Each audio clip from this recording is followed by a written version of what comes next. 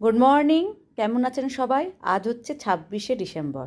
আজকে মেয়ের হচ্ছে এক্সামে যাচ্ছে, তার জন্য টিফিন বানিয়ে দিচ্ছি। আর হ্যাঁ, সবার বাড়িতে নিশ্চয়ই নতুন করে ক্যালেন্ডার এসে গেছে। আমার বাড়িতেও কিন্তু নতুন ক্যালেন্ডার চলে এসছে। এই একটা অদ্ভুত টাইম, পুরনো ক্যালেন্ডার বাদ হয়ে যাওয়ার টাইম আর নতুন ক্যালেন্ডার বাড়িতে লাগানোর টাইম, তাই না? মোটামুটি প্রত্যেক বাড়িতেই দেখবেন এই টাইমে শুরু হয়ে যায় নতুন বছরের ক্যালেন্ডার জোগাড় করার জন্য। যাই হোক, তো আজকে আমি টিফিন দিচ্ছি হচ্ছে মেয়ের জন্য পরোটা আর হচ্ছে তরকারি। দাঁড়ান দেখাচ্ছি আপনাদেরকে।